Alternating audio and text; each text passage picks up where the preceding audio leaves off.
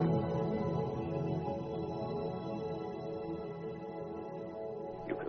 of the ways you can trap criminals in the United States is with total unoriginality. I mean, for the last 40 or 50 years, it's always been the Lee Harvey Oswald. If anybody gets assassinated, lone crazed killer, communist, lone crazed killer. These murders have almost always been plots, but, oh no, you're not a conspiracy theory. Oh, no, you must believe in flying saucers. Well, everything in the United States is a conspiracy. Haven't we figured that out yet? Whether it's the tobacco companies saying smoke Lucky Strikes because then you'll be healthy.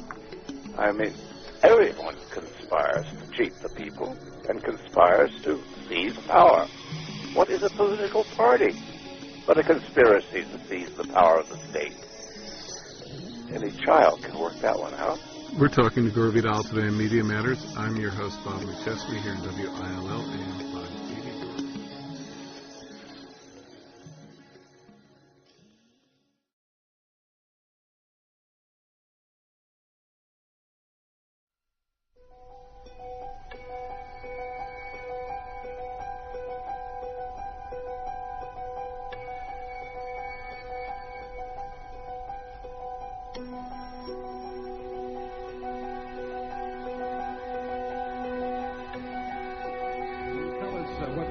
Security was for the senator? From the Los Angeles Police Department, we were not providing security. This is not.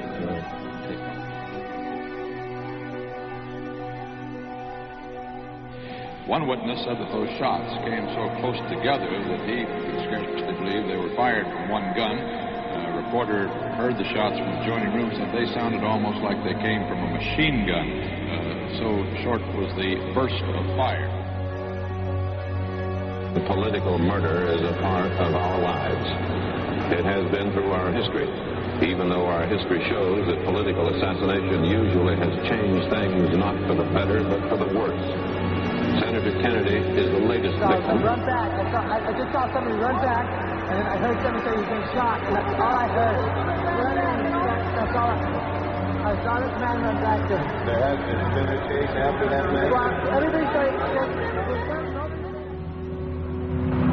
Are you afraid right now, Senator? Are you afraid? I know you are. Are you afraid? They were berating her, badgering her, thinking of little tricks to throw her off. Well, he put words in her mouth. He literally put the words in her mouth. And she finally broke down under the intense pressure.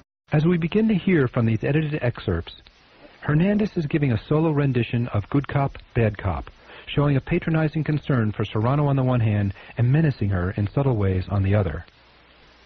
Serrano, one must remember, was merely a witness.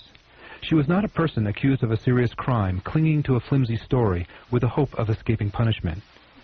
She had no reason to invent such a story, but more important, the LAPD's own All Points Bulletin, from a separate source, describes the very people and the conversation Serrano was reporting. Nevertheless, Hernandez keeps attacking. The promise is that if she changes her story, the questioning will end. The threat is to publicly denounce her as a liar and to continue the interrogations. Now, you see what happens. There's two ways to approach this thing. The first one is for me to appeal to you as a decent woman that campaigned for Senator Clinton. This is the one way I can approach. The other way is for me to fold up the paper, go out here and tell these people, haven't come where they're going to come upstairs. And this is the wrong way, because look, I have to look at myself. When I shave in the morning, I look at myself. Right. And right now I have my deepest compassion for you because you're a young lady. And I want to try to do whatever I believe is best for you. What's best for you? Well, there was this girl coming, she was coming downstairs, and she said, we shot. And all this girl in the polka dot dress, a white dress, polka dot. And Don't suck at it either. I know what I'm telling you. I know what I'm telling you. It says I've never even seen a girl with a polka dot dress. I'm saying that nobody told you we have shot Kennedy. Yes, somebody told me that we have shot. No. I'm sorry, but that's true. That is true. Look, one of these days you're going to be 27 years old, 28 years old. What kind of a person? It's a whole mess of things. What's that going to be doing? It's too messed up. Even I can't even remember what happened anymore. Well, number one, you know that nobody told you we had shot Kennedy. No, somebody told me we had shot Kennedy. No, nobody told you. Where did they tell you this, Sandy? Outside. No, ma'am. No, ma'am. Yes, sir. Yes, sir. Sandy, like I say, don't be. Well, I'm not going to say I truly believe somebody told me, and I'm not going to say nobody told me just to satisfy anybody else. No, just the truth to satisfy yourself. No one else. Yeah. To satisfy the family, the remaining family of this. The Kennedys have had nothing but tragedy here since the first President Kennedy, now Senator Bobby Kennedy. Now what next? They have enough. At least it's a consolation to them.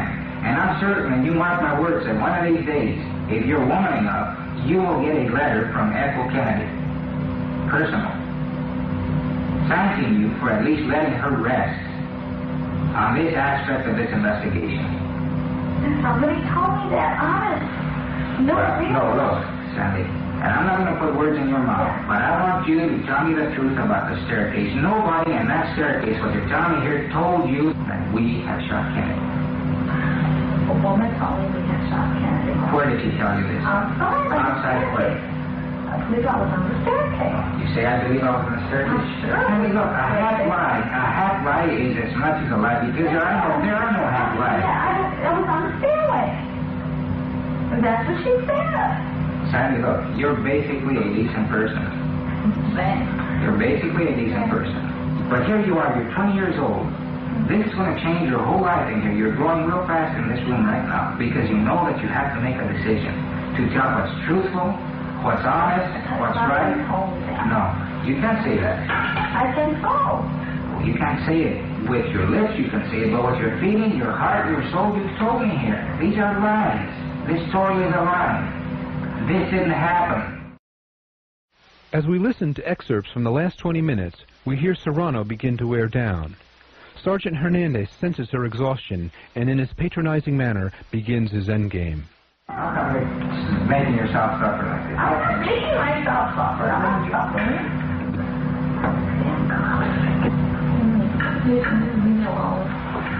The only time that you will be wrestled, and I can tell you right now, you tell me what happened out there, and I can assure you that nobody else I don't know what happened. To tell you the truth, I don't know what happened.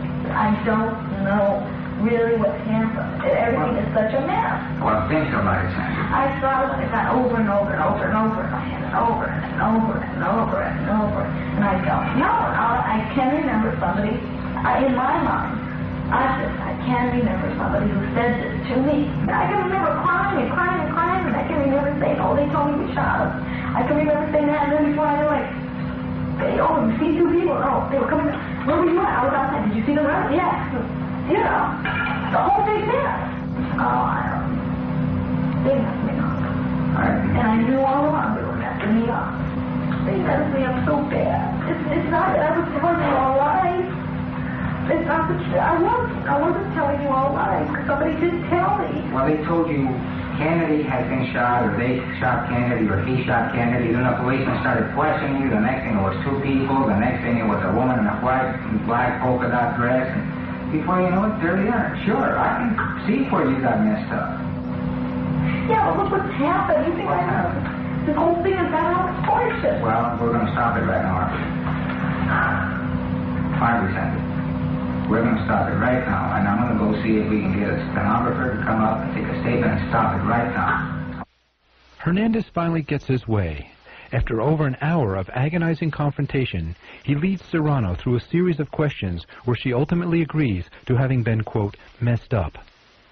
At the time Kennedy was murdered, Robert Houghton was chief of detectives for the Los Angeles Police.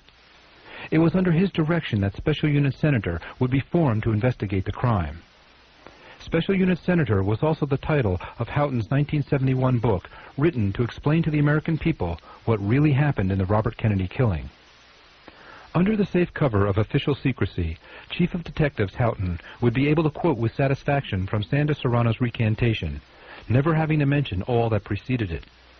Special Unit Senator closed the vexing case of the polka-dot dress girl, says Houghton proudly in his book. In police work, for lack of a better word, we say a witness was contaminated. This was obviously an open and shut case right from the beginning with all of the witnesses and the physical evidence. And I don't think it probably could have been handled in any better fashion than it really was. Reporter Ted Chirac first recorded the complaints of the owners of the gun shop where Sirhan bought his ammunition, Ben and Donna Herrick. I gave a statement to the FBI and the Los Angeles Police Department that Sirhan and two others had been in here about 6 weeks before. So they asked for some .357 armor-piercing tank ammo. We didn't have it for sale. That's right. And they didn't even want her to testify because she wouldn't change her story. Their former clerk, Larry Arnott, who actually made the sale, was impeached when he testified that Sirhan was with two other men. Like the Arnott testimony, asking him if he sold the ammunition, and he said yes, and then they said he failed a lie detector test, and they have him identify the sales slip. And the sales slip definitely proves the fact that he was telling the truth, and they say the lie detector says he said he was telling a lie and then throwing him off the witness stand, you know, like it just discredited the man's testimony and made a fool out of him. And for no reason, because he was a prosecution witness to begin with. And it was the prosecution that did it to him, you know, and I don't like the smell of it. I said that when we first started this investigation, you were a little girl at the time, but I said that we've interviewed 4,000 people, and we've done it because someday somebody, for purposes best known to themselves, regardless of the evidence, is going to try to prove that Sirhan didn't do it, that this was a conspiracy, that this is some big mysterious plan that, in spite of all the investigation, we haven't been able to uncover. We knew it would happen. I was very unhappy with my encounter with the police department when I went down to the administration building. I was very much struck by their desire to fabricate a story and by their effort to strong-arm me mentally into stating that there were things that I did not agree with. Some people who are interested in undermining confidence in the government of the United States, subversive people, will say this is some kind of a plot and so forth. And we anticipated all of this in advance. If there's anything more to this, some of these witnesses may not live to testify again. I don't know how many people want to say this, but I am afraid. But when there are witnesses that said Sirhan never got behind Senator Kennedy, and then there are medical reports saying he was shot from behind, isn't that a significant discrepancy? Well, as I say, you apparently want all the witnesses, or would prefer to have all the witnesses sound like they'd memorize their testimony. I wouldn't.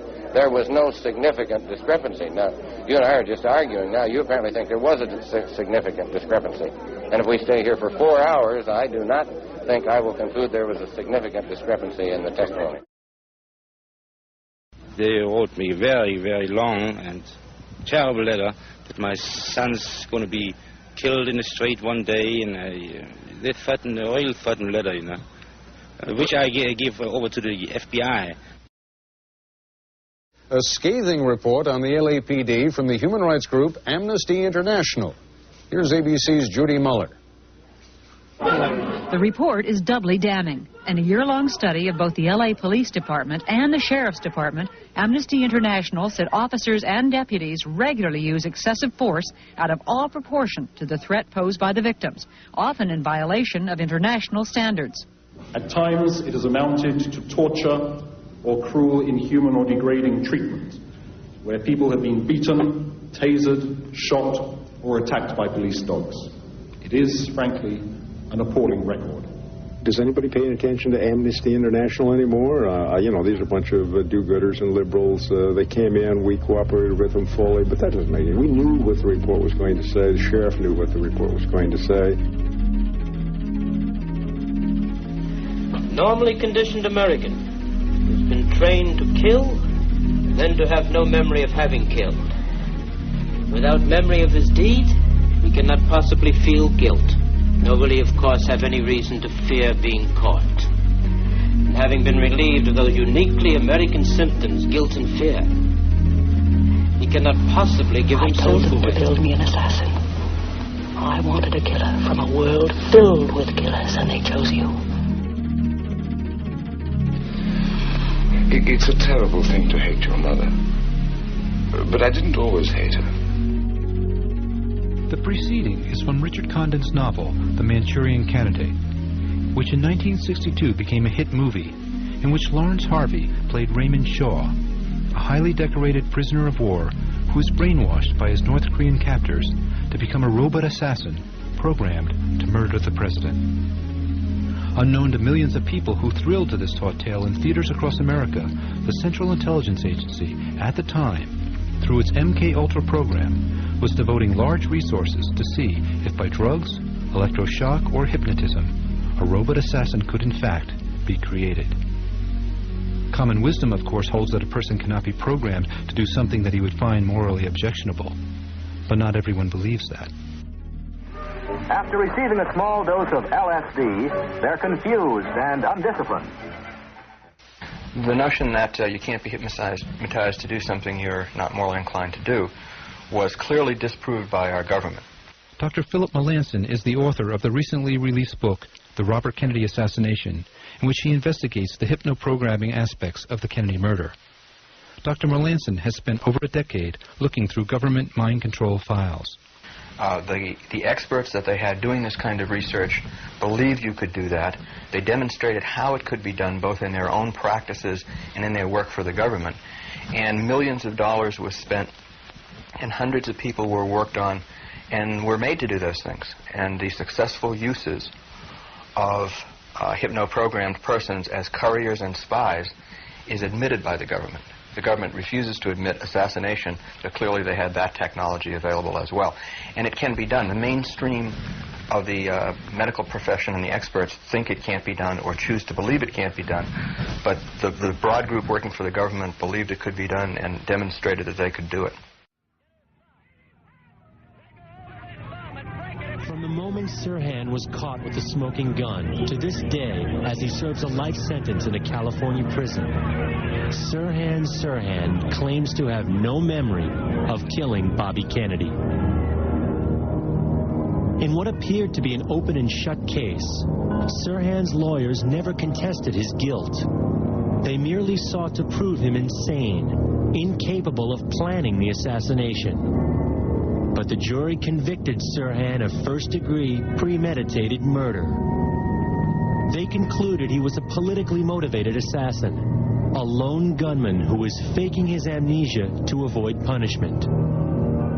But some experts investigating the assassination believe Sirhan's amnesia is genuine. They offer a highly controversial theory for the cause of Sirhan's lack of memory.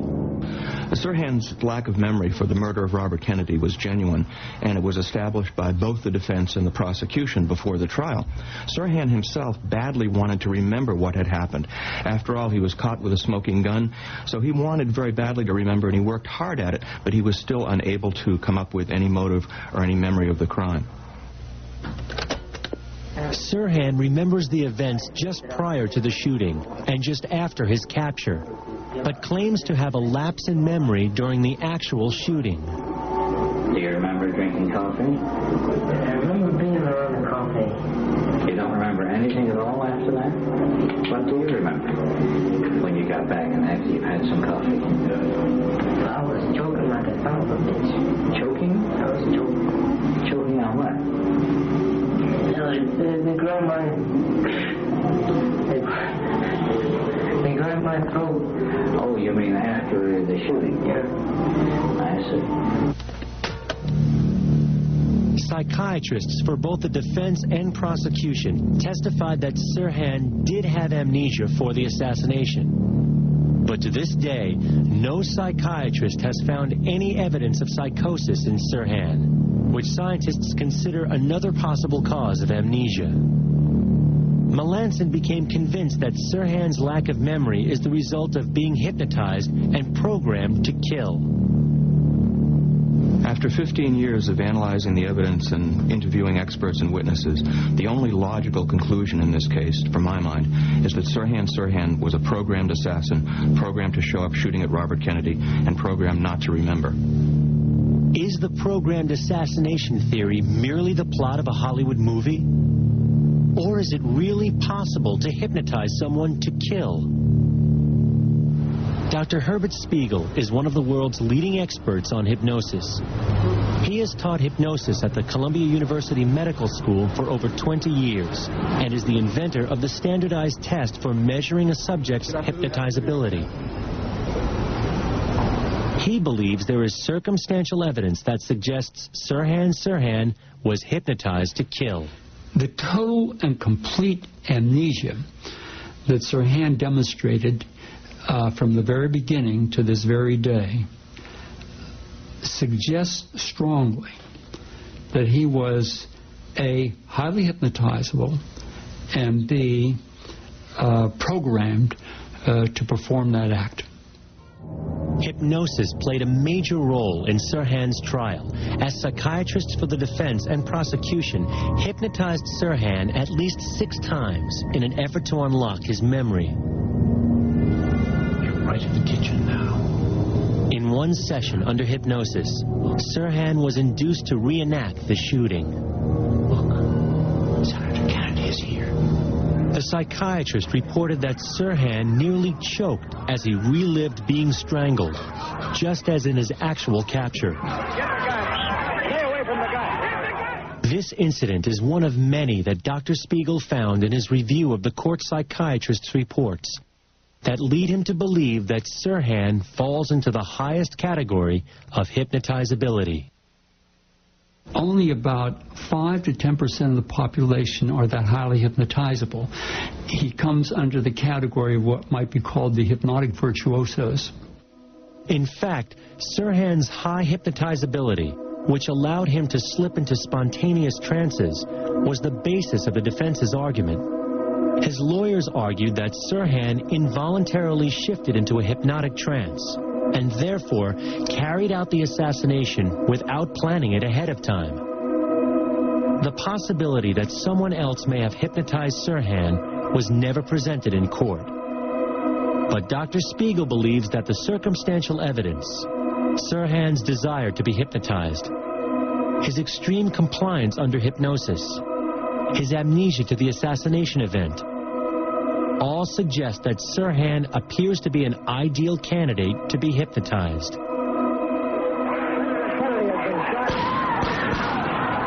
But can someone be hypnotized to kill? Yes, it is possible to instruct a highly hypnotizable person to perform many acts, including assassination. For the past 10 years, this eminent Californian lawyer has been investigating the links between hypnosis, the American security agencies, and murder. Can hypnosis be used to influence people to commit illegal or immoral acts? There's generally a folklore that it can't be so used, and I think the reason for the folklore, for one, is to discourage people from trying, and two, because it took a while for hypnosis to establish itself as a valid therapeutic technique. Now that we know that it is a valid therapeutic technique, we can also see that just as it can be used for good, it can be used for evil. For example, in 1954, 4 years before the Manchurian Candidate novel had been published, the Central Intelligence Agency had a team to build Manchurian candidates to commit assassinations. And one of the most frightening memos that I've read is an experiment that they wanted to run to be able to program somebody to assassinate a foreign head of state or an American official. Surely this is just some conspiracy theory. What evidence is there to really support this? I'm interested in the historical fact, and the historical fact for me has come from Central Intelligence Agency documents. And the documents definitely established that by 1954, the CIA, or at least the component that did the hypnosis research, was convinced that they could program people into committing assassinations. A more recent experimentation by the Central Intelligence Agency suggests that they have conducted a series of what they call terminal experiments. And these are experiments which will end in the death of the subjects. In one set of letters from the CIA to a researcher, they asked the researcher if he would be willing to conduct terminal experiments. And the researcher said he'd do it for free. Sniper, aren't you? Sniper. Why did you try to kill me? I had to kill him.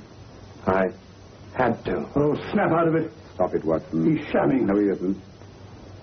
Who told you to kill me? She told me. She told you? She told me I couldn't miss. Well, luckily you did miss, you murderer. Isn't a murderer, Watson? Listen, Corporal Williams. She told you you had to do it, didn't she? I had to do it. I've got it, Watson, I've got it. Got what? The method used in the finger murders. Well, what is it? Hypnotism, my dear fellow, hypnotism. This eerie, foreboding structure, also known as Ravenscrag, became a house of psychological horrors, all under the watchful eye of one of the world's leading physicians, Dr. Ewan Cameron. The story of Dr. Ewan Cameron is one of the most tragic, but one of the most clearly visible stories of what happened during the mind control experimentation days. Using unknowing Canadian citizens as test subjects, Cameron had developed a new procedure which caught the eye of the MK Ultra researchers, as well as the Canadian intelligence community. He was hired by the CIA and the Canadian government to further explore the treatment, which he called psychic driving. First, Cameron proposed that they would use intensive electroshock and LSD and other disorienting drugs to, in his terms, de-pattern individuals, basically to wipe the slate clean. Second, using tape-recorded messages, try to program in new behaviors by repeating these messages hundreds of thousands of times, while the victim was immobilized with other drugs. And the final phase was to try to wipe the slate clean so that people could not, again, remember what had happened to them, but still have the new behavior. The psychic driving experiments literally reduced the person to a vegetable. One of the group of people was a man called Robert Logie, who lives in Vancouver. He was also a victim of these psychic driving experiments where tape loops were played countless hours per day, many months in a row. I heard 4 words, and it's very hard for me to say. 4 words I remember, where you killed your mother.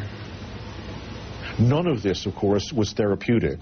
None of it was warranted by the conditions under which the people had gone to the institute. None of it was done with consent, and none of it was done with the awareness of the people that they were experimental guinea pigs in an advanced brainwashing experiment. Another of Cameron's patients who endured months of mental torture was Linda MacDonald. I think there were about 80 of us. We discovered that these 80 people were just ordinary, everyday people. It could have been you. It could have been me. It was me. It could have been anybody who just walked through the doors of the Allen Memorial on the wrong day at the wrong time when Dr. Cameron needed another schizophrenic for his fun little stuff upstairs. Linda MacDonald started off as a pretty much normal person. She basically came into the hospital as a mother with many young children who was a little overwhelmed and depressed for just routine psychiatric treatment. And 3 weeks after I was there, I was shipped up to the sleep ward. And I came out of there a vegetable 5 months later. By the time someone was in the sleep room, the ability of that individual to remember or describe what happened to them was very limited. So the descriptions that there are from nurses and from other people who worked at the facility, and their descriptions are, to quote one, like something out of Dante's Inferno. Within the walls of this living hell, patients would be subjected to electroshock therapy that went well beyond the professionally accepted guidelines of 4 to 8 treatments. I received a total of 109 electroconvulsive shock treatments. In less than 5 weeks, I had 86 straight comatose days where I was completely out of it. The purpose for all of this was to wipe my memory, to take a life, to wipe it completely clean. So I would not have a memory ever. When I came out of the treatment and they had decided that my memory was wiped sufficiently, I didn't know who I was. I was a baby. They had to toilet train me, and they had to teach me to walk and talk and feed myself. She has absolutely zero direct memory of her life before age 25.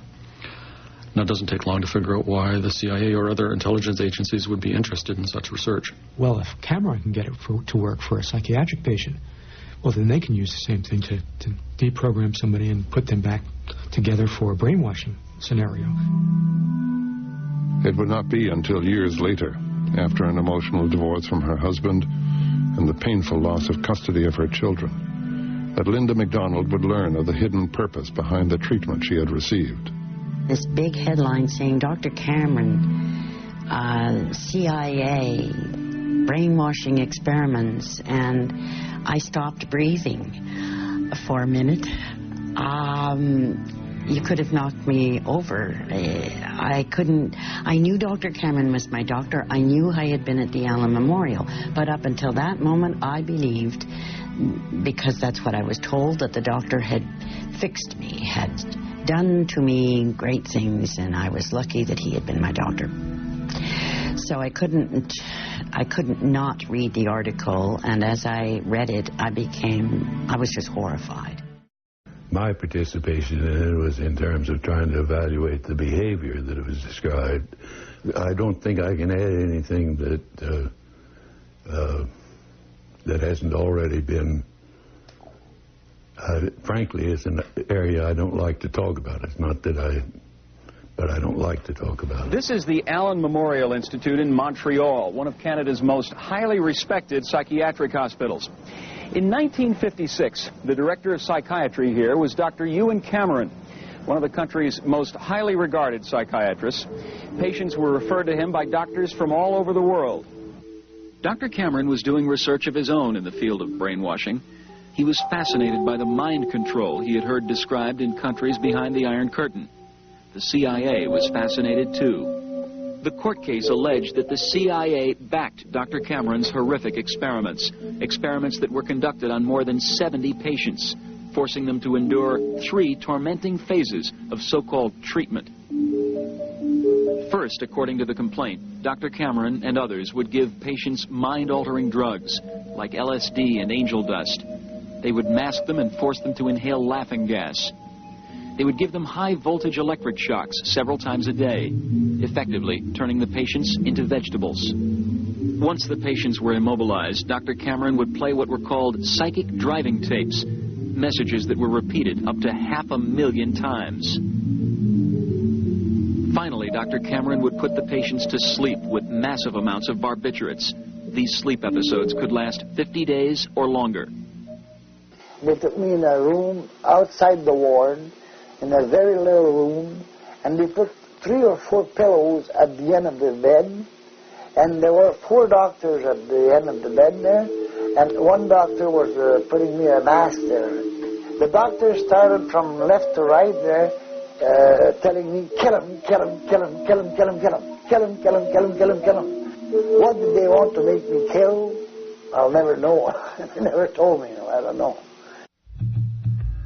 By the early 1970s, word of the CIA's mind control atrocities began to leak out to the public.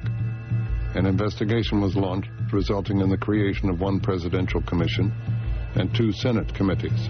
And my feeling now is that the CIA had overall powers that put them in a different situation than other people. The American public was in shock. I am terribly upset that the system is such that what happened could happen. Their search for answers, however, would soon hit a dead end, as investigators learned that Dr. Sidney Gottlieb had destroyed the majority of the documents relating to the MK-Ultra program. It was now impossible for the American public to discover the truth about what the CIA learned from its mind control research. Officially, the agency's position would be that 30 years of aggressive experimentation had yielded few, if any, productive results. You know what day it is today, Cap? Yeah. What? What day of the week? Wait a minute. Don't bug me. Sirhan's own diary does repeatedly refer to mind control. You say that Sirhan was programmed, controlled, almost brainwashed to kill Robert Kennedy. It sounds like science fiction. As a matter of fact, it sounds like you watched the Manchurian Candidate movie One Time Too Many. What people don't understand about the Manchurian Candidate theory and the movie is that that movie was based on Condon's conversations, as I understand it, with people who were actually involved in CIA mind control research. But if one concedes that a hypno-programmed assassin is a possibility, what evidence is there that Sirhan was in some sort of trance at the time of the murder? I think the best evidence for Sirhan's hypno-programming comes from, first of all, his behavior before, during, and after the crime. This spacey demeanor and his chills afterwards, his blocking sensation when being interrogated. There's the fact that he was the perfect hypnotic subject, and that was easily demonstrated by his doctors. And then there is the bizarre fact that he genuinely could not recall the crime, how he got there, how the shooting unfolded, so that the tracks of programming really seem to be there in Sirhan's behavior and memory loss. Witnesses in the pantry at the Ambassador Hotel would seem to support Dr. Melanson's conclusions. During the shooting itself, Sirhan summoned extraordinary strength as he fought Roosevelt Greer and Rayford Johnson, who were unable to pry the gun from his hand for almost 40 seconds. Feats of unusual strength are often associated with hypnotic trances. Yet despite the shooting and the struggle that followed, onlookers were taken aback by the contented look on the gunman's face. In The Manchurian Candidate, robot assassin Raymond Shaw commits murder without any memory of his deed. As a cinematic plot device, this is perfectly acceptable, but otherwise, it's a very bizarre notion. Yet here, in the person of Sirhan, we have this unlikely circumstance. A perpetrator caught gun in hand who apparently, genuinely, cannot remember anything about the murder. He never claimed that he didn't do it. He didn't say he shouldn't be punished. He says only that he cannot remember. His memory of the evening stops as he is having coffee with a pretty girl and begins again with people pounding on him after the shooting. Listen to the plaintive words of the defendant's mother, Mary Sirhan. I asked him, I said, son, will you tell me why did you do that?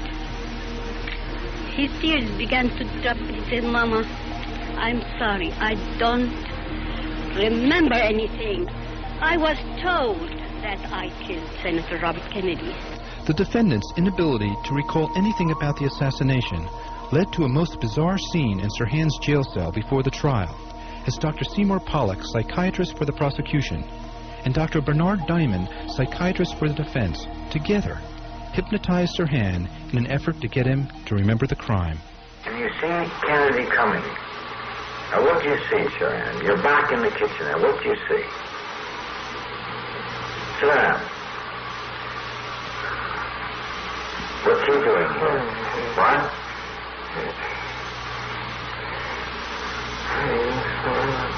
That son of a bitch. You son of a bitch. You're talking to Kennedy. She's coming. Reach for your gun, Sirhan. It's your last chance, Sirhan. Reach for your gun. Where is your gun? Where is your gun? Reach for it. Reach for it, Sirhan. Reach for your gun. Reach for your gun. Sirhan, take the gun out and shoot it. Who are you shooting, Sirhan? Who are you shooting? You're shooting Kennedy now, huh? Of course, one might wonder at what point a session like this stops becoming a search for recollection and instead becomes a memory implant. Listen as Sirhan is being brought out of his trance. Sirhan, you had wanted to remember the shooting of Kennedy. You wanted to remember your shooting him. Now you'll remember shooting him. You'll remember taking the gun out, pulling the trigger again and again and again. You'll remember all of this. You'll remember all of it. All of this will get clearer and clearer, become clearer and clearer, and you'll remember all of it. You'll remember it all.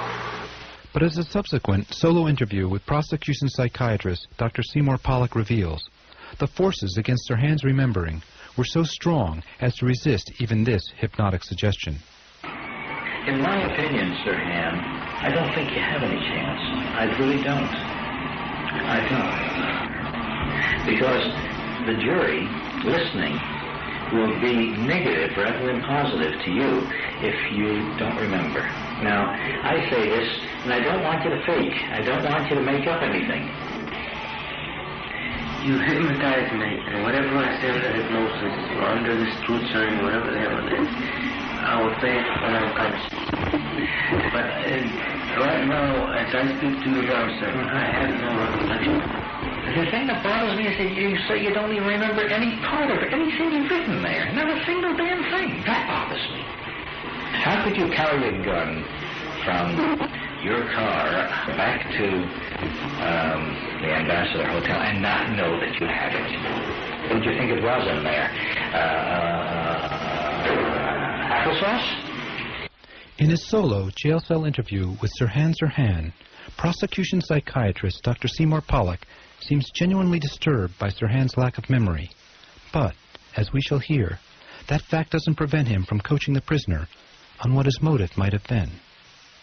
Sirhan, however, remains confused. Maybe I am crazy, he says. I don't know what to tell you. I just can't explain it. Pollack then reminds him that other people were wounded, and Sirhan, hardly sounding like a murdering fanatic, responds, "What did they do to me that they had to be hurt?" That's the picture I've gotten from you, the feelings about you, this intense Arab nationalist who feels the American political figures letting the Arab world down. In other words, your trial is a trial in which you are sort of accusing America of burying a million Arabs. In fact, if I assume then that this is so, that you really want the world to see the Arab suffering and to see that American policy has helped that suffering, why, I say, don't you remember all of this? Why don't you remember clearly? maybe I am. Maybe I am. Maybe I don't know it. And I'm not trying to tell you that there was no, but really, I can't explain. You know, a number of other people were shot too, were wounded, you know that, don't you? What did they do to me, that they had to be hurt? I think that you had this pretty blind rage, anger, resentment. I mean, to you, at that time, Kennedy was really the biggest bastard in the world. He was the biggest son of a bitch. Pollack here seems not to understand that he has asked a key question. If Sirhan murdered Robert Kennedy to make a political gesture on behalf of the dispossessed Palestinian Arabs, why doesn't he remember? And why such remorse? My own conscience doesn't agree with what I did, Sirhan says sadly. In what way? Pollack asks, taken aback. It's against my upbringing, says Sirhan. My childhood, family, church, prayers, the Bible, and all this, sir. Sirhan, as many people don't know, was a Christian. Now returning to the quote. And here I go and splatter this guy's brains. It's just not me. It's just not me. My own conscience doesn't agree with me with what I did. Your own conscience? My own conscience doesn't. In what way? It's against my upbringing, my very nature, sir.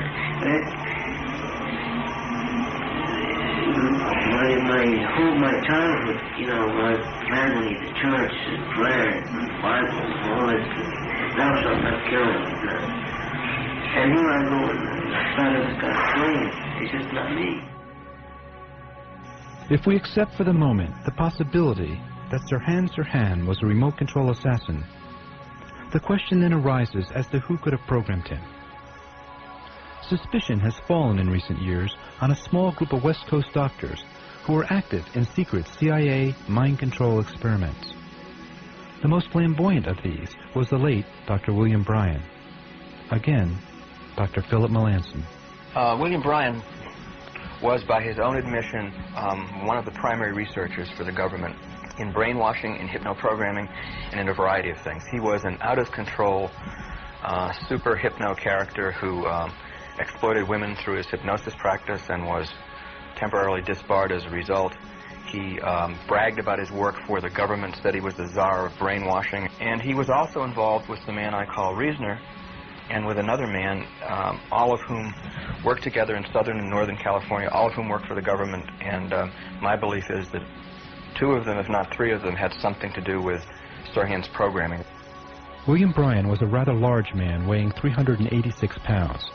He has been variously referred to as the most brilliant man in the field of hypnotism and as a, quote, misguided genius. His private practice involved sex therapy, and by his own admission, he frequently had sex with his female patients. Did William Bryan believe that a subject could be programmed to perform acts that were out of character? Let's listen.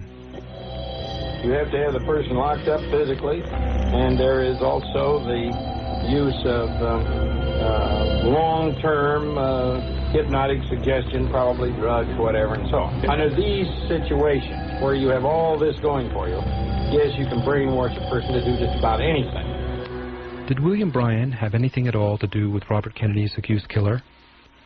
Well, in the year before his death in 1976, Bryan reportedly bragged to 2 prostitutes who serviced him regularly that he had, in fact, hypnotized Sirhan. Bryan also liked to brag about his most crowning achievement, the deprogramming of Albert DeSalvo, the Boston Strangler. In Sirhan's notebook, that strange document with page after page of almost indecipherable trance-induced scribbling, there appears the entry, God help me, please help me. Salvo, di DeSalvo, die salvo.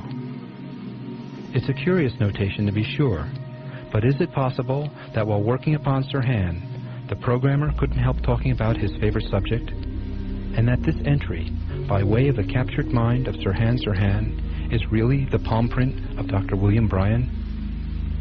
If we take Sirhan's words, it's just not me, at face value, then who was it? What bad dream befell this young man? My handwriting, they are my thoughts, but I don't remember them. They are the writings of a maniac. They're not the writings of me now. In the spring of 1992, a petition was brought before the Los Angeles County Grand Jury requesting the appointment of a special prosecutor to investigate the Los Angeles Police Department for willful and corrupt misconduct in its investigation of the murder of Robert Kennedy. This request was signed by over 50 notables, including Arthur Schlesinger Jr., Frank Mankiewicz, Norman Mailer, Sam Dash, Cesar Chavez, and Oliver Stone. It was accompanied by 800 pages of exhibits documenting the LAPD's destruction of evidence, falsification of evidence, and coercion of witnesses. Whether this request will ever be adequately acted upon is uncertain. It is, though, a near certainty that those who conspire to murder Robert Kennedy will never be apprehended or brought to justice. On the other hand, historians a century from now will not have to examine these events through the filter of political expedience. They will see a conspiratorial mosaic, incomplete but unmistakable. I think it's possible to brainwash, manipulate, coerce people to do just about anything. And we see this demonstrated in military training or in the kind of conditioning that people go through when they get involved in cults. And they do things that are certainly way outside of the normal parameters of what they would consider moral. Nowhere was this more evident than in the small South American country of Guyana in the winter of 1978. The place was called Jonestown. On the surface, it appeared to be a gathering of ethnically diverse families assembled by the Reverend Jim Jones to live their dream of a racially harmonious society. This reporter spoke to many Jonestown people. They all insisted that it was a peaceful and productive place in which to live. Are you happy here? Oh, I should say I am. I've never been any happier in my life. Despite the outward appearance of normality, reports of sexual abuse, torture, and members being held against their will filtered back to the United States. San Francisco Congressman Leo Ryan flew to Guyana to investigate the allegations. I'm very glad to be here. This is a congressional inquiry. I think that all of you know that I'm here to find out more about questions that have been raised about your operation here. But I can tell you right now that from the few conversations I've had with some of the folks here already this evening, that whatever the comments are, there are some people here who believe that this is the best thing that ever happened in their whole life.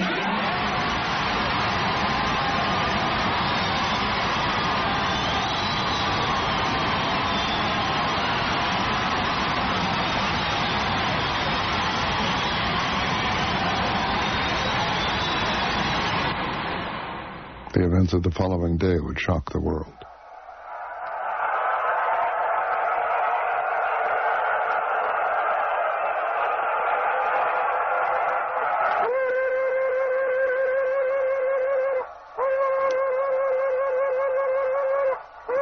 Love's the only weapon. Shit!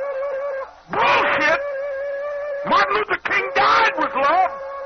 Kennedy died talking about something you couldn't even understand, some kind of generalized love, and he never even backed it up. He shut down. Bullshit! Love is the only weapon with which I got to fight. I got a hell of a lot of weapons to fight.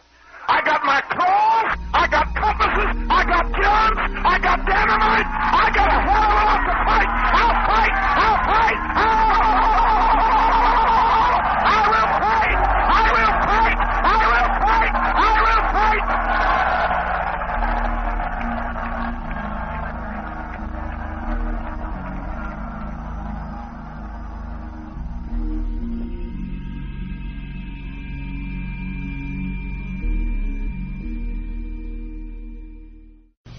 Some 20 years later, Jonestown still raises as many questions as it does answers. Was it a mass suicide or a mass murder? Was it a mind control experiment gone awry? Was the CIA somehow involved? While still a teenager, Jones established a pulpit on the street corners of Richmond, Indiana, where he sold monkeys door to door in order to fund his activities. There he came to know a juvenile police officer named Dan Matron, whose improbable path Jones would cross and recross in the years ahead. By the late 1950s, Jones had married his high school sweetheart, Marceline, and established an interracial church based in Indianapolis. He called it the People's Temple. At first, the church prospered, but Jones had a secret life. Matron left Richmond and joined a sometime CIA cover at the State Department. Coincidentally or not, Jones suddenly became of deep interest to the most clandestine department of the agency, whose activities included mind control experiments, attempts to assassinate Fidel Castro, and operations to infiltrate and disrupt black organizations. For reasons that the CIA has always refused to explain, they opened a secret file in Jones' name. Suddenly, Jones abandoned his church, and armed with 2 passports, the young charismatic preacher traveled to a series of political hotspots: Mexico, Cuba, Guyana, and Brazil. Though he spoke no Portuguese, in 1962, Jones moved to Belo Horizonte, a small town in Brazil. With no apparent means of support, he rented an expensive house and began to make in-depth studies into voodoo, faith healing, mass conversion, and ESP, a key investigative element of the CIA's mind control program. But Jones was not the only person there from Richmond, Indiana. He later bragged of visits to his neighbor, Dan Matron. The former police chief was now working for a sometime CIA cover at the U.S. consulate, training Brazilian police in the subtleties of hostile interrogation. Jones was also contacted by another key member of American intelligence at that time, John Lodison, who'd been kicked out of the Soviet Union for spying. In Brazil, he met with Jones for reasons that the CIA still refuses to explain. But Jones' stay in Brazil did not last. He left the country soon after a newspaper article appeared claiming he was a CIA agent. Returning to the USA, Jones moved the People's Temple to Northern California, where its membership grew rapidly.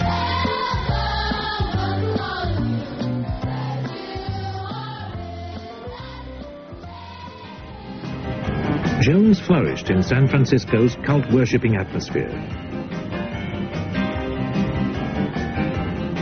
Membership in his People's Temple swelled to nearly 20,000 as his reputation grew, and he started food kitchens and daycare centers. He particularly targeted minorities. Believing that the ends justified the means, he put on fake displays of healing and said that he was the reincarnation of Jesus Christ. What's your snide about every other? You asked and begged and pleaded for help with your suffering, and he never gave you any food. He never provided a bed. He never gave you a home. But I, the socialist worker, all those things. Stop sick. And you won't die if you talk with him. You will die if you stand up. You will die if you jump up and down. Because I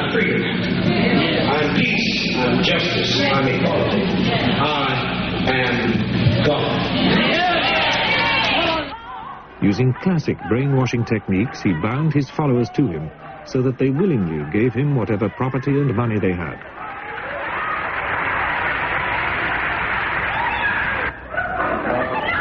I can't imagine talking for privacy. You know, the most discriminated against perhaps of any group. I really don't feel comfortable with our worship being photographed.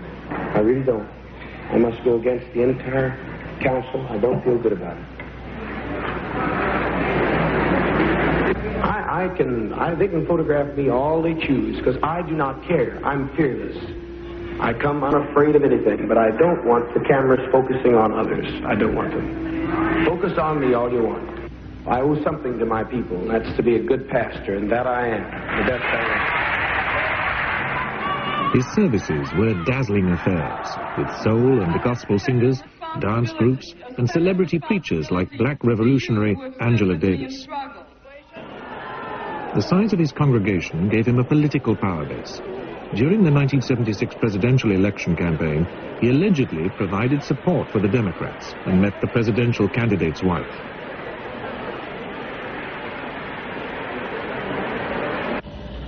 Local politicians sought his support, and he became a member of the city's housing commission. People from all walks of life were just fascinated by Jim Jones. I mean, I remember going to a testimonial dinner. Who was there at the dinner? You got Angela Davis, the communist, and you have Walter Heady, the chairman of the John Birch Society. And then you had the lieutenant governor of the state of California, you had the mayor, you had the DA, you had the chief of police, you had the supervisors, you had businessmen. They were all there at this meeting, and I thought, Jim, you got your act He'd bring all of these people in, and he himself would come in the midst of a smaller a retinue of aides. They'd shoo him to the front of the room, put him on the center of the chair, and basically sort of guard him the whole time. Guys in dark glasses, black suits. The whole thing, it was very unusual. Jonestown was in its fourth year when Jones arrived in 1977. Conditions had never been easy, but when he took over, the agricultural mission became a labor camp. Well, Jim had armed guards.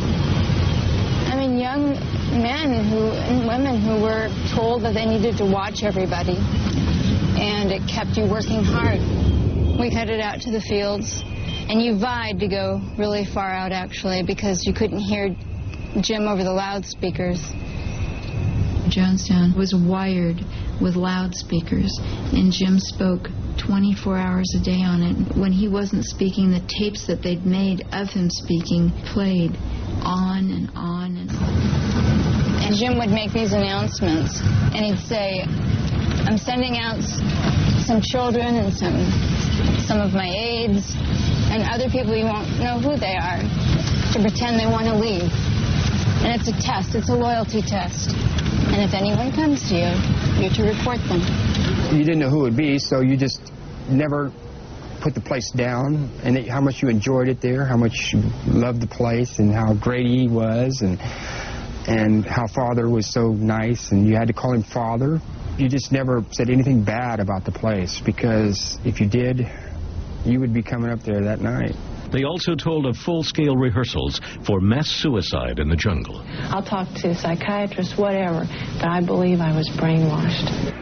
But we do understand that it's extremely difficult for anyone to comprehend people being in a cult group, standing by, watching their daughter being beat 75 times as I did, watching children being beat, microphones held to their mouth while they're screaming so that everyone throughout the building that are not in a public meeting can hear them scream also. Going through electric shock treatment where they're screaming. It's incredibly difficult for anyone to believe a story like this. There are SWAT teams consisting of 50 young men and women dressed in khaki. There's 2 teams of 25 each that are armed with 200 to 300 guns, and that they patrol all day and all night the whole encampment, and that Jim Jones has stated publicly that nobody better try to escape from here because you will be shot. The methods that Jim Jones used in his cult, the People's Temple, are definitely classical mind control techniques. And according to a book by Michael Myers, which is called Was Jonestown a CIA Medical Experiment? His documentation leads him to conclude that actually Jonestown was run by the CIA. Prior to being Jonestown in the deep jungles of British Guiana, that site was actually under control of what was called the Shalom Project.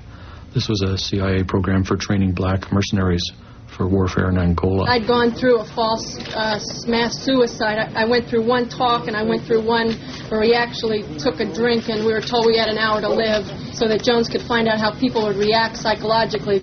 Turning Jonestown's children against his own enemies was standard practice for Jim Jones, and it delighted him. I like to kill Greystone and Tombstone. I'll go back and do it right now. I think that I should take a knife and cut Mr. Tupper all up real good and put poison in him and invite all my relatives over there and have them eat him, and then I'll die.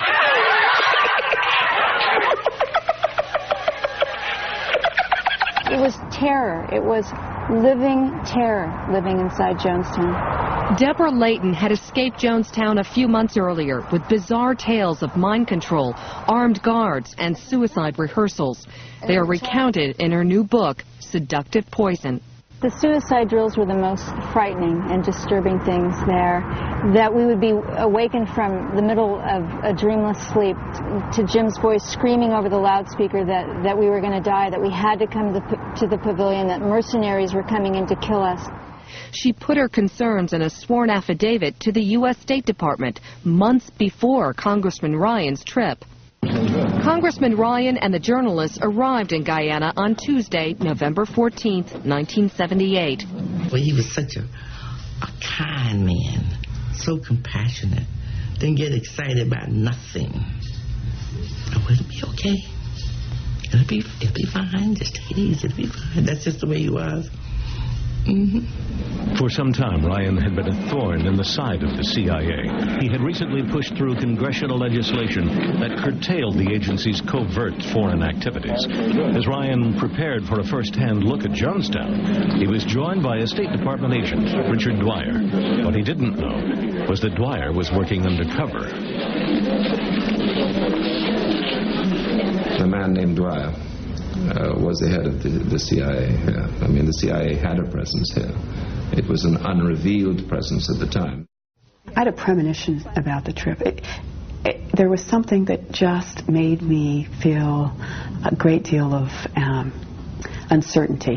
In 1978, Jackie Spear was the legal aid to San Francisco area Congressman Leo Ryan. They were about to embark on a fact-finding trip to look into reports of abuse and brainwashing at the remote jungle compound known as Jonestown. I always kind of shake my head in disbelief when they refer to it as a suicide. Those people were not in control of their minds. They had been brainwashed. The next day, 20 temple members decided they wanted to leave. In a haze of drugs, Jones' world began to fall apart. Jones reacted angrily when shown a note from a cult member asking the party for help to get away. Someone came and passed me this note. Well, that's who we're talking about. He wants to leave his son here. If Jonestown's such a bad place, why does he want to leave his son here? He's the one that I'm just talking about. Yeah, this is the man that wants to leave his son here. People play games, friend. They lie. What can I do about liars? Are you people going to leave us? I just beg you, please leave us. Bill, we will bother nobody. Anybody wants to get out of here can get out of here. We have no problem about getting out of here. They come and go all the time. I don't know what kind of game. People like publicity. Some people do. I don't. But he said goodbye, apparently calmly. Then he whispered to one of his lieutenants. As the party reached the airport, a man with a knife tried to stab Ryan. The congressman described the attack. Yeah, he said something about rob and choke and kill and or knife. I don't know, but what he said was he intended to kill him. The party had now been joined by about 30 cult members who wanted to get away, and the enlarged party walked out towards the aircraft.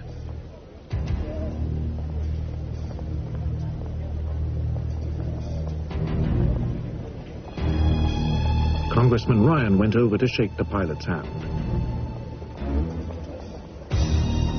As the party waited, a tractor and trailer appeared in the background. Hidden men opened fire. Congressman Ryan, 2 reporters, and an NBC cameraman were killed. Several other journalists and defectors were injured. One man who was not executed at the airstrip was Richard Dwyer, the undercover CIA man from the American Embassy, seen here peeling off from Ryan's party seconds before the tractor arrives. Where Dwyer was in the next few hours is key to one of the mysteries that still lies at the heart of the Jonestown tragedy. Having dealt with Congressman Ryan, Jones now turned his insanity on the temple's faithful. At this point in time, Jonestown had become surreal. Almost everything that was going on seemed surreal to me. I mean, by this time, I pretty much figured out this guy was mad. But he said, I've never seen or felt Jonestown so peaceful or quiet. And I remember getting a chill just course through my body because Jonestown had never been in more agony, had never been so less together. From his seat in the pavilion, Jones recorded the last desperate hour of the People's Temple.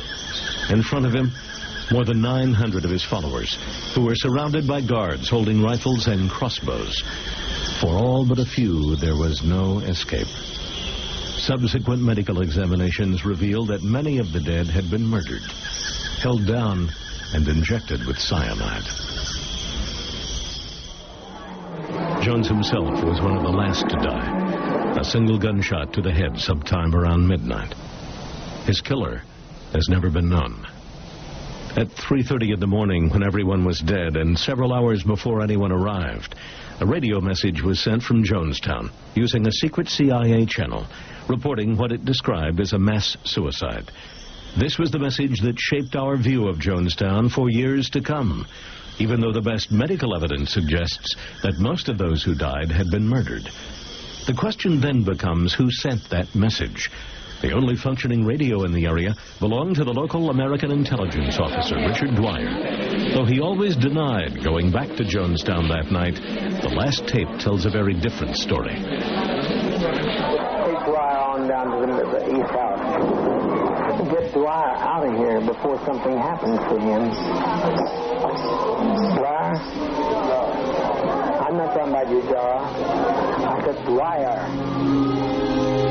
Though more than 900 Americans had died, Richard Dwyer and other U.S. Embassy officials would later receive medals and promotions.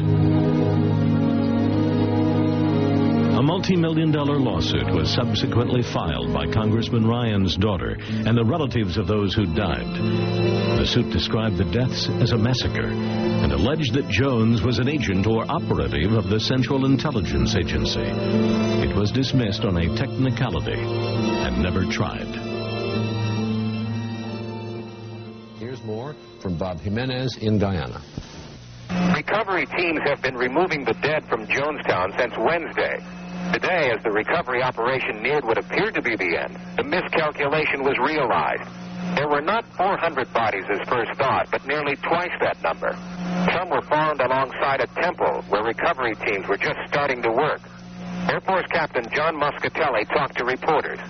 The original count of persons found dead at the Jonestown site has been found to be seriously in error. It now appears there may be as many as 780 bodies total found at the site. They were found simply buried under other bodies. There were larger adults that were grouped together, and under their bodies were found the bodies of smaller adults and children. But the medical team were not the only people in Jonestown that day.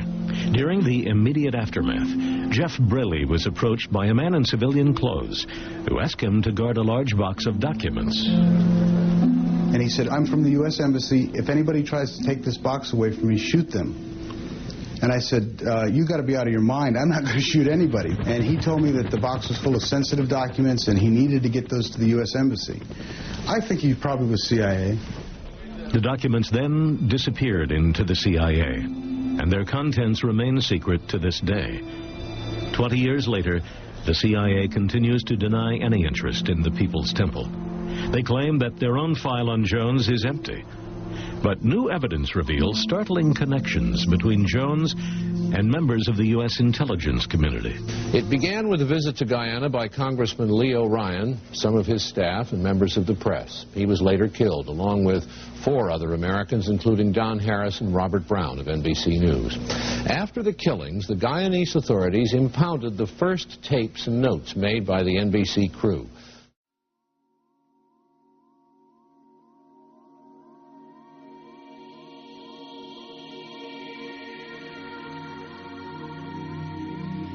I had appeared on a public television several months ago with a group of black professionals, mostly psychologists and doctors.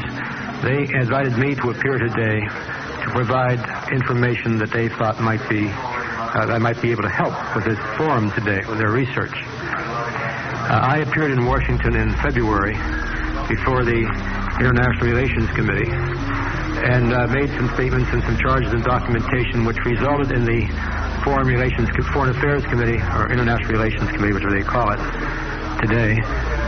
They voted to ask the House Select Committee on Intelligence to investigate my charges. And they are currently investigating those charges by the House Select Committee on Intelligence. Can you tell us what the charges are? Well, the charges basically amounted to CIA contact with both the Burnham government there and with the People's Temple. That originally, it was my belief at the time I went to Washington that the purpose of our involvement there was to support the government of Burnham for commercial reasons, and they used the People's Temple almost as enforcers to help support an unpopular government there to keep control of the government of Guyana.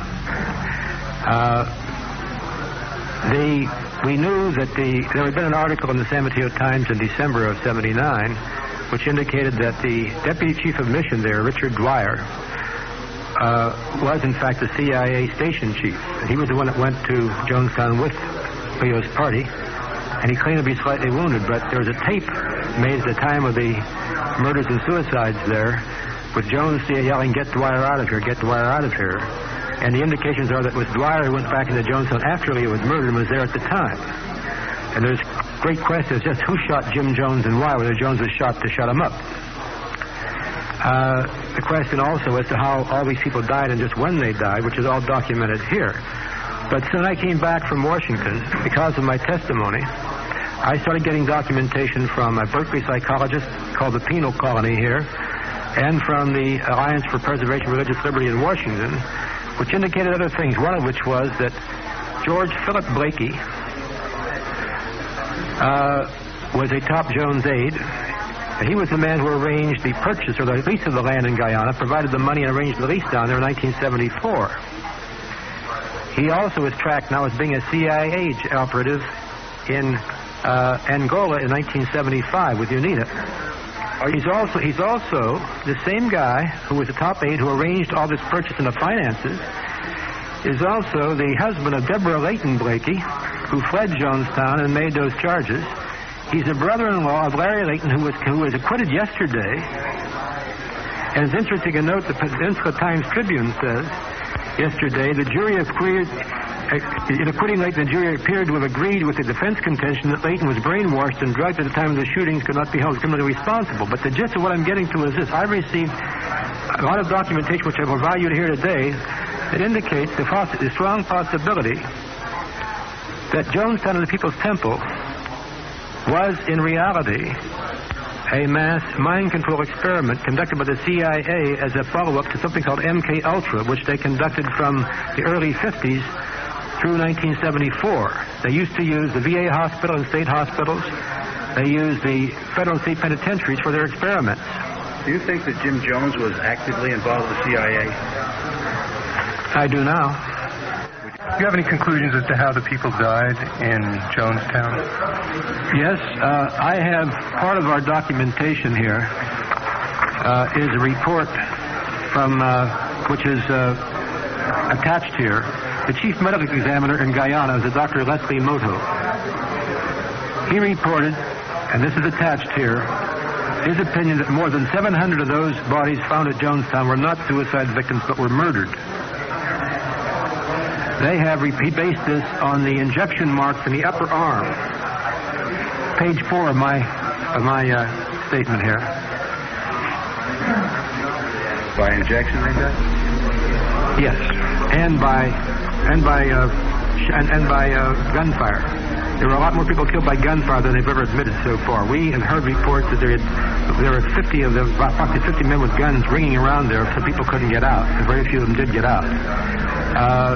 So it's according to the chief medical officer in Guyana, most of the people down there were murdered rather than suicide. Who is suppressing all of this? Are you implying the CIA was active in the suppression? Yes, I'm suggesting to you that a lot of things that don't make sense here. I'm suggesting that the long delay in anyone getting in, or the press getting in there, or very many people all getting in there for several days, was caused by a deliberate attempt to manufacture the story, which has now been accepted and sold successfully to the American people. And what is that story that you think the people are falsely accepting? That, in effect, this was a large group of disillusioned or disoriented black people who went down to Guyana and who turned their backs on this country and committed suicide, and we might as well we're get rid of them, and that it's just an aberration type of thing. I think that's the story that's been peddled. When you see the documentation here, you'll begin to wonder yourselves why the first reports were 350 people died or 400 people died, and for several days that was reported, and then they started finding more bodies. When the first reports were that 500 fled in the jungle, the people examined the bodies the first time and counted them by name, by types of people, men, women, and children, turned them over. Then a few days later they claimed to have found 2 and 3 stacks of bodies underneath those. You know, it boggles the mind, the stories that were passed out, but they apparently have gotten away with, I think, with one of the greatest fabrications of recent years. What significance do you attach to the fact that the leadership of the temple was largely white and the membership of the temple was largely black? I mentioned that, and in here I think that that's part and parcel of the whole thing. I think that this is what caused me very suspicious about this whole experiment, about the possibilities here. The cadre was all white, and yet we think of Jonestown as a bunch of black people who were committed suicide without mentioning that white cadre, and that doesn't quite add up. I think there are racist overtones to the whole thing. What kind of racist overtones? What are you exactly alleging? I'm alleging that the media picture that was printed, it was painted rather, and then came out in print and so on, was that you don't have to worry about these people because they're crazy, they'll do anything, and they're not like us. It's my impression at this time that they were conducting some sort of mind control experiments. For example, they had a very modern hospital down there which they bragged about. So modern that in that population they had medical checkups for everyone every day. So there's no need for that unless you're conducting experiments where you're having control groups and you're giving people, and they're giving their vitamins every day. And it's my guess that they were just using them as guinea pigs to see what they could do under isolated circumstances. They'd take them off into a jungle someplace far away from everybody. They get them there somehow, and then they're able to see how these various drugs work on different groups. Could you tell us the details of the murders in Guyana, exactly how they were killed, please? Well, Dr. Mutu, the pathologist at the site in Jonestown, said that 70 to 80% of the bodies had a fresh needle mark in the back of the left shoulder blade at a point they could not have reached themselves, and that the body showed evidence of having been forced to take the shots. And the official coroner's verdict from Matthews Ridge by the Guyanese judge and jury that looked into the situation was that all the people had been murdered, that not one had been a suicide. Mutu found evidence of gunshot wounds and strangulation in many of the other bodies. I studied about 150 pictures in which I could see gunshot wounds. There's no way that cyanide pathology explains the condition of those bodies all face down, and you could see drag marks, and the body count went up because the area was surrounded by 350 Guyanese troops, about 200 British Black Watch troops, which are the equivalent of their Green Beret, on maneuvers at Matthews Ridge in those days, and American Green Berets that came in with the body cleanup teams that spent the period of the 5 days murdering people, rounding them up in the jungle. The original reports were all 408 dead, and then 700 flee into the woods. And the military said, first, the Guianese can't count. Second, that it was bodies on top of bodies, though how you start with 408 and end up with 915 and say that the 400 covered the 500 makes no sense. They said bodies in little piles. They even said at the end, after they'd been there for 6 days, that they forgot to go around to the back of the pavilion and there were 500 bodies back there. I mean, this was the final official explanation, but these people were being killed. Yes, small in this room. Old junkie from Detroit who was a survivor of Jonestown. The guy said he hid under the... Odell Rhodes? His name. What happened to him? Where is he now? I don't know where all the survivors are. Many of them survived because they cooperated with the plan and were meant to survive. That's the case with the basketball team and other people. They were off somewhere. Well, they eventually got to Georgetown and eventually came back to the United States. Some of them were out on a ship. The ones that were on the boat with Blakey went to Trinidad. Then they went to Panama and emptied a $5 million bank account in Credit Suisse. And then they went to Grenada. They set up shop in Grenada, I believe in the mental hospital there, with Dr. Bourne and his father, who worked in primate research with MKUltra. And Bourne set up all the methadone programs in the United States with the Rockefellers. And I think they were experimenting on the mental patients because that's the only building bombed in the invasion of Grenada. And there's 180 people in the inmates in the psychiatric institution murdered, dumped into a mass grave, and then the U.S. was going to send $400 million to rebuild the hospital. I mean, they were going to make it a better unit to experiment on people after they got the right government in. Early on, a cocaine smuggling operation, because I believe... There were drugs and guns being smuggled in and out, and there were relations of mercenaries. Some of these killers that were taken in and out of Angola.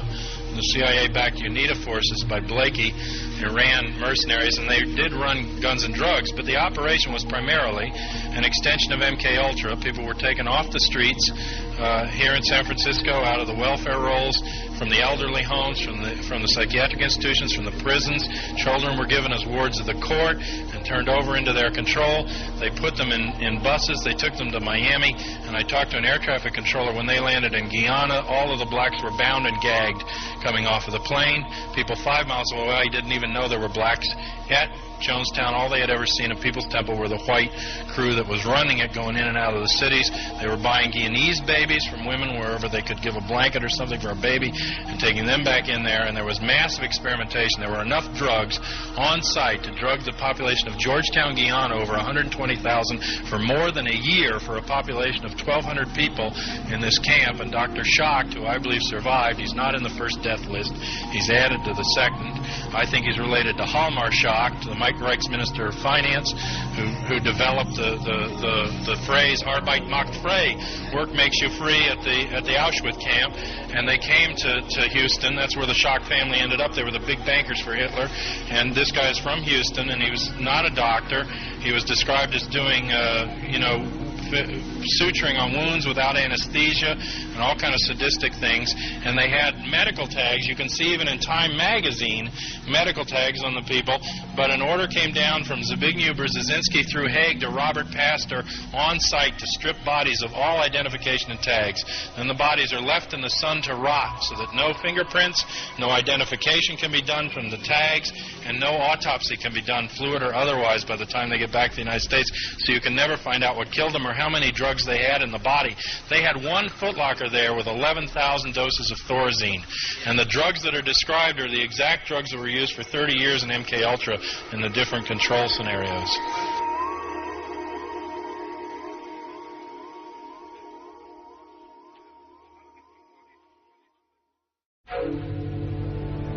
With a past that's littered with so many shattered lives and a trail of mental torture, the challenge of the new millennium will be learning how to best protect ourselves from mind control.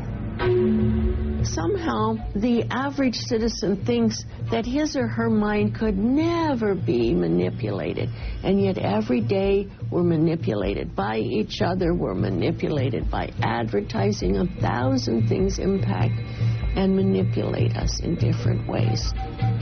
We're bombarded with messages from the media, the radio, the television, and from newspapers that shape our perceptions of the world. This relentless yet subtle conditioning can develop without you even knowing it. Watching television is a trance-like experience. You forget about the carpet, the curtains, and that you're sitting in a room, and you engage your experience directly into the television screen, so that whatever happens on the screen seems really real. You suspend belief in reality. If you don't take responsibility for what goes into your mind, somebody else will. Cult leaders, politicians, advertisers will all seek to implant their message in your mind, whether it's for your good or not. The greatest battle of the 21st century will be a battle of the mind. And there are people who have power who want more power, and they do not want the public to know about mind control, its existence, or how it's implemented. There is a body of information being used by government to control the way people think and act, and experiments are systematically designed to increase government's knowledge about that. This is the most threatening part of being a citizen in a democracy. When your government can manipulate how you vote and how you think, you no longer live in a democracy. Well, you know that it's going to be alright. I think it's gonna be alright.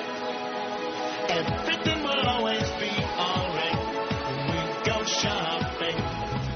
What advertising has always wanted to do is not simply to suffuse the atmosphere, but to become the atmosphere. It wants us not to be able to find a way outside of the world that it creates for us. It is all around us. Even now, in this very room. You can see it when you look out your window or when you turn on your television. You can feel it when you go to work, when you go to church, when you pay your taxes. It is the world that has been pulled over your eyes to blind you from the truth. What truth? That you are a slave, Neo. Like everyone else, you were born into bondage, born into a prison that you cannot smell or taste or touch. A prison for your mind. But, that goes straight back in American history. You read the working class press in the mid-19th century, press published by artisans and what were called factory girls, young women from the farms working in the textile mills in eastern Massachusetts, which was the center of beginning of the Industrial Revolution. Their press was calling for, they said their theme was that those who work in the mills ought to own them. Wage labor, which was called wage slavery, was regarded by most Americans as not very different from slavery. Even the Republican Party regarded wage labor as just at best a preliminary to free labor, but intolerable because it's a kind of servitude. A large part of the northern population fighting the Civil War was fighting under that banner. Last fall, while some people went shopping for new sweaters, the people of Peterborough went shopping for a new energy company. Deregulation is giving the people the ability to choose. I think that the town made a really good choice. With Enron, we've seen energy rates cut between 15 and 18%. You don't even know that there's a difference until you get your bill. Nobody likes a monopoly, and particularly in a place where the state motto is live free or die. You can choose your neighbors, and soon you may choose your energy company. Enron. I know I need to listen. No one has imported the techniques and philosophy of market research into politics more successfully than Frank Luntz. His clients have been some of the most prominent Republican politicians of the last decade. There was the mayoral campaign for Rudolph Giuliani in 1993, his work for Silvio Berlusconi in Italy, and especially his collaboration with Newt Gingrich on the famous Contract with America. the document that ushered in the Republican Revolution in Congress. If an electricity company stood up and said, we want to do it for your benefit, we want to do it for our benefit, we want to do it for everyone's benefit, and so we have a better approach. Tonight, Luntz's client is not a candidate, but a Florida utility wanting to build public support for a change in how it's regulated on the environment. I know that the public is very down on corporate America in general, and they're down on power companies. So what is the language? What is the information? What are the facts? What are the figures that would get Americans to say, you know what, my electricity company, it's okay? On one hand, you have wind, which has no fossil fuels associated with it. To get at his subjects' gut feelings, Luntz has them register their moment-by-moment responses to a speech by a power company executive. Climbing, changing fuels.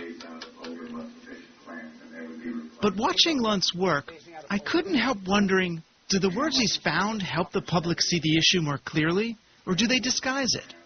Is Luntz listening to us so his clients can give us what we want, or so we can figure out how to make us want what they have to sell? The words work. The words apply to the policy. This is how we're going to sell it. And I'll be able to walk to this electricity company on Monday and be able to say to them, your policy makes sense, and here's the language to explain it.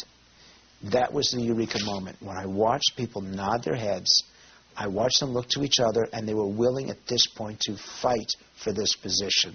You're replacing the bad with the good. It's almost like in with This is a guy who is merchandising ideas and merchandising a movement and merchandising a political party.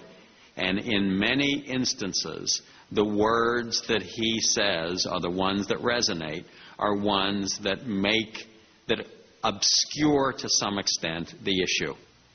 Take the so-called death tax. When it was called the estate tax, most people supported it. But Luntz managed to turn public opinion against it simply by giving it an emotionally loaded new name. For years, political people and lawyers, who, by the way, are the worst communicators, used the phrase estate tax. And for years, they couldn't eliminate it, but the public wouldn't support it because the word estate sounds wealthy. Someone like me comes around and realizes that it's not an estate tax, it's a death tax because you're taxed at death. And suddenly something that isn't viable achieves the support of 75% of the American people. It's the same tax, but nobody really knows what an estate is. But they certainly know what it means to be taxed when you die. I'd argue that is a clarification. That's not an obfuscation. Luntz has admonished Republican politicians to talk about tax relief instead of tax cuts, and to replace the war in Iraq with the war on terror. He once told his party to speak of climate change, not global warming. What is the difference? It is climate change. Some people call it global warming. Some people call it climate change. What is the difference? It apparently made enough difference to Republicans that they began to use climate change almost exclusively. Cause climate change. The President's Global Climate Change Initiative. Climate change research. And we must address the issue of global climate change. You should look at public opinion polls for the same reason that they are taken. Well, why do we have so many public opinion polls in the United States? They're mostly business or initiated. The propaganda institutions, like the PR industry, they want to keep their finger on the public pulse. They got to know how to design the propaganda. So they want to know what people are thinking. So, in fact, if you want to find out, you can find out too. And you can find out how these opinions are changed. The most effective kind of propaganda was defined as the kind where the subject moves in the direction you desire for reasons which he believes to be his own. What really matters is the fact that the major institutions in the society are under totalitarian control. After all, what's a corporation? You know, a corporation is just a tyrannical system, one of the most tyrannical systems that humans have ever devised. They've been given extraordinary rights by the courts, not by legislation, early in this century. They're, like the multilateral agreement, would give them actually the rights of states. They're basically unaccountable to the public. When they've been given the rights of persons, that means, for example, they have the right to propagandize. So, like, they've been given the rights of free speech, which is insane. You know, these are collectivist institutions. they've been given the right to advertise, in fact, at your expense. So you get the tax-free. So you pay for the privilege of having your minds destroyed, they own the information system. I mean, they control the information system. What are the media? Huge corporations, parts of bigger corporations. That sets the framework of discussion. The major decisions that affect what happens in the economy and social life are made behind closed doors. Very little public accountability. They have the right of freedom from search and seizure. Fourth Amendment rights means you can't know anything about what they're doing. And they have enormous power. Furthermore, it's described as free trade. It's ridiculous. I mean, these are secret institutions, so all figures have to be taken with a big grain of salt because nobody really knows. But the guesses are that by international economists that maybe 40% or so of U.S. trade is actually internal to corporations, meaning it's not trade at all. It's just moving something across a border. It's no more trade than moving from Indiana to Illinois or something like that. Happens across a border, to get cheaper labor, to avoid environmental restrictions and so on. Well, 40% is not a small number. And that's a vast underestimate because there are also complicated strategic alliances among alleged competitors. So IBM and Toshiba and Siemens and so on are working together. They're working together on design, on marketing, and so on. And in fact, it's gotten to the point where some international economists call it a new system of what they call alliance capitalism. Big networks of tyrannical institutions basically running the world. I mean, in comparison with this, the difference between, everybody voting and everybody not voting is pretty trivial. In the Reagan administration, you really had a massive enterprise to control the public mind. In fact, when this was exposed during the Iran-Contra hearings, partially exposed, one high administration official described it as the most successful operation they carried out. He said it's the kind of operation that you carry out in enemy territory. And that expresses the attitude toward the population completely. The population is the enemy, and you've got to control enemy territory, and the way you do it is by very extensive public diplomacy, meaning propaganda. Intelligent propaganda is not a propaganda that tells blatant lies. It's something where you try to show the good side of what you're supporting, and you don't tell about the negatives. You only tell about the positives, which is true, but it's only a half-truth. And then it makes it a half-lie, if you will. It is told in the words and from the perspective of the power wielders, and with no view from outside the walls. And that's really, I think, in a nutshell, the problem with so much of the coverage in Washington, is that the habits of mind that inform it, the sympathies that inform it, are all with the people at the top, and not with the people outside the palace. The biggest joke, I think, in Washington is the idea that the press has an adversarial relationship to the city it covers and to the class of politicians and bureaucrats that it covers, when in fact it is so far from their adversary, it's a component of their life. It's a vicarious member of the same club. The adversarial definition is part of the self-flattery, the self-adoration with which the press conceives of its role and justifies its role to the public, who, of course, would like to think that there was a watchdog instead of a lapdog in Washington. They aren't so lucky.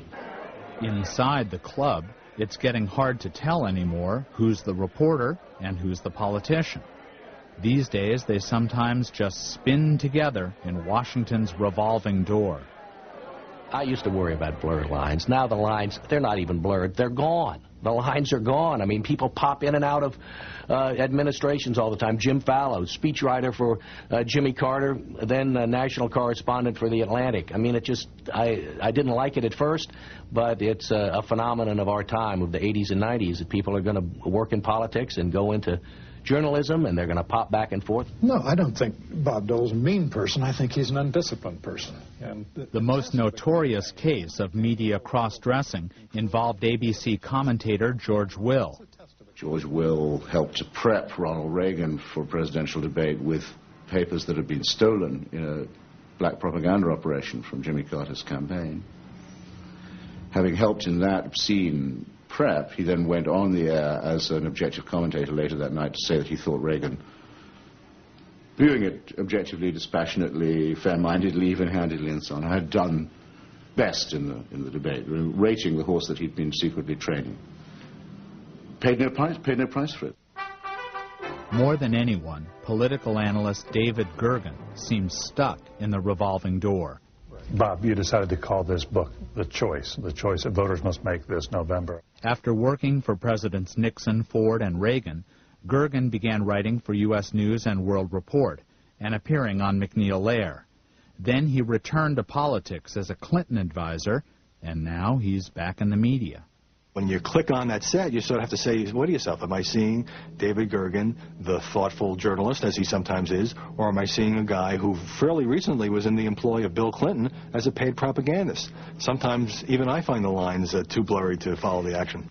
Through propaganda, we can derogate our opponents and dehumanize them. You know, we didn't refer to Germans, we referred to Huns. We didn't refer to Italians, we referred to, as you know, we didn't refer to Vietnamese, we referred to Gooks. So Huns and Wops and Gooks and Japs were the short circuit that we would take to dehumanize our adversaries and to reduce them to a sub level. The time, the middle of the 19th century. The place, the American West. The Armed Forces Screen Magazine presents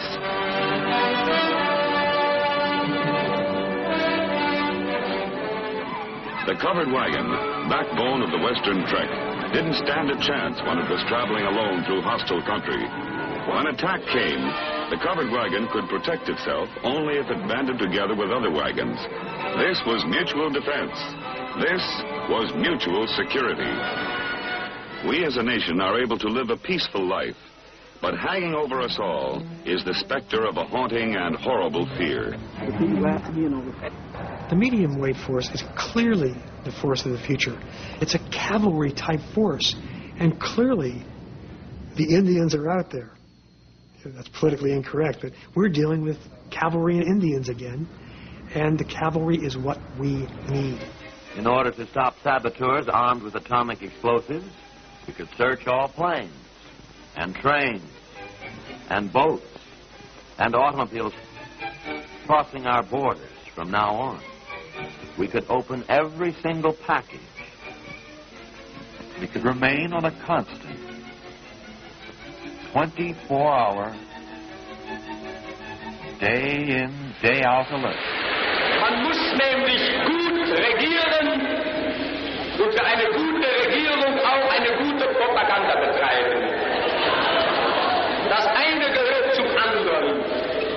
Eine gute Regierung ohne Propaganda kann ebenso wenig bestehen wie eine gute Propaganda ohne eine gute Regierung.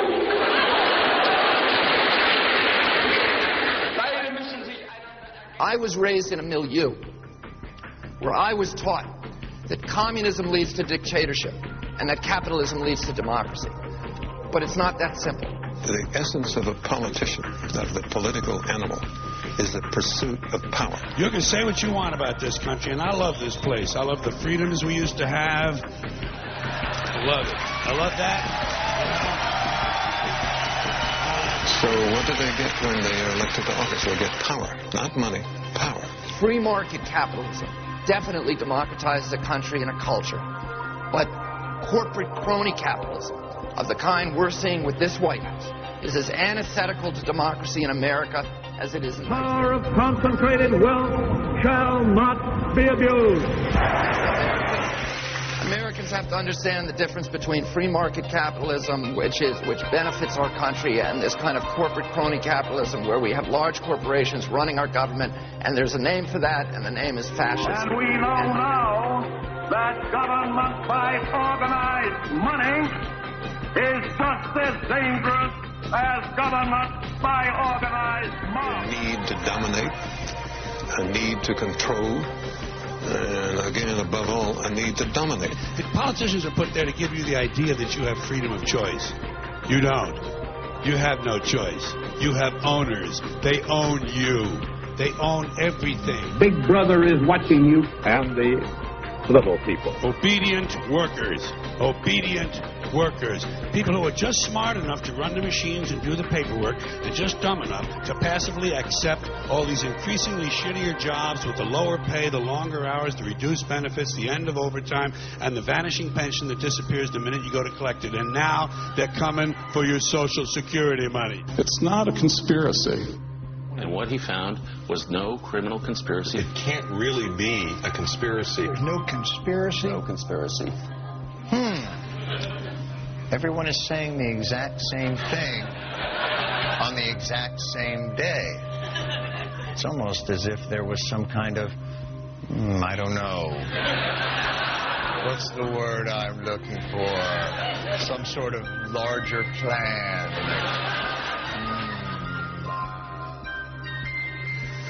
A need to control, a need to dominate, which is what leads people into politics. The temptation to use public power and play God is almost irresistible.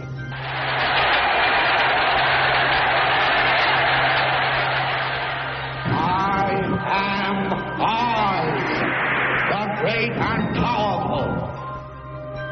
As of now, I am in control here. To the corrupt, thieving politicians of America. We're not going to transform our fine FBI into a Gestapo secret. And Franklin Roosevelt said that. He said fascism is the control of government by large corporations for their own benefit. And I close with this. I have an American Heritage Dictionary, the last edition, which I keep at home, which defines fascism as the control of government by large corporations with right-wing ideology driven by bellicose nationalism. If that sounds familiar to a lot of you. Decisions are made on bases other than what is best for the country and what is best for the ordinary people in this country.